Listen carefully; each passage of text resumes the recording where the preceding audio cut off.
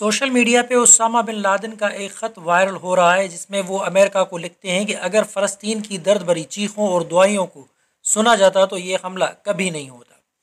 Usama bin Laden کا فلسطین میں اسرائیلی مظالم سے متعلق امریکہ کو یہ خط سب سے پہلے ٹک ٹاک پر وائرل ہوا، جس کے بعد تمام ہی سوشل میڈیا پلیٹ فارمز پر جنگل کی آگ کی طرح پھیل گیا۔ 7 اکتوبر کو حماس کے لیے اسرائیل پر حملے اور پھر صہیونی ریاست کی مسلسل بمباری میں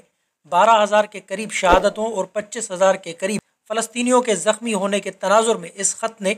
کئی بحثیں چھیڑ دیں۔ سب سے پہلے سوشل میڈیا پر اس خط کے اصلی ہونے یا نہ ہونے کی بحث چھڑ گئی، کیونکہ اسامہ بن لادن کو مئی 2011 میں امریکی فوج نے ایبٹ آباد میں قتل کر دیا تھا، اور اپنی موت کے 12 سال بعد وہ کیسے خط لکھ سکتے ہیں؟ کچھ صارفین نے خط کے اصلی ہونے سے زیادہ خط کے متن پر زیادہ تبادلہ خیال کیا اور متن کو موجودہ صورتحال کے عین مطابق اور حقیقت کے قریب پایا، جبکہ کچھ نے اسے مبالغہ آرائی قرار دیا۔ یہ خط دراصل اسامہ بن لادن نے 11 ستمبر 2001 میں پینٹاگون پر حملوں کے 1 سال بعد لکھا تھا، اور جسے دی گارجین نے اب دوبارہ ترجمے کے ساتھ شائع کیا،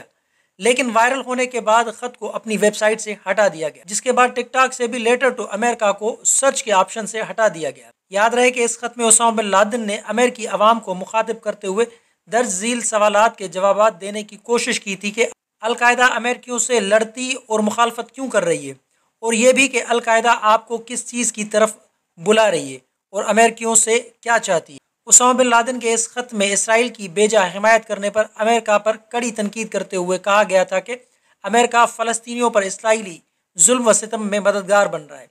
اسی طرح واشنگٹن پوسٹ نے بھی لکھا تھا کہ اسامہ بن لادن نے افغانستان، عراق، صومالیہ، چچنیا اور لبنان میں امریکی مداخلتوں پر بھی تنقید کی تھی۔ سوشل میڈیا پر اسامہ بن لادن کے خط کے دوبارہ وائرل ہونے پر امریکی حکام نے کہا کہ ہمیں سوشل میڈیا کے کردار کو دیکھنا ہوگا اور پروپیگنڈے کو روکنے کے لیے مؤثر اقدامات کرنے ہوں گے۔ مزید خبروں اور اپڈیٹ کے لیے جوت نیوز کو لائک کریں، سبسکرائب کریں اور کمنٹ سیکشن میں اپنی رائے کا اظہار ضرور کریں۔ اللہ حافظ۔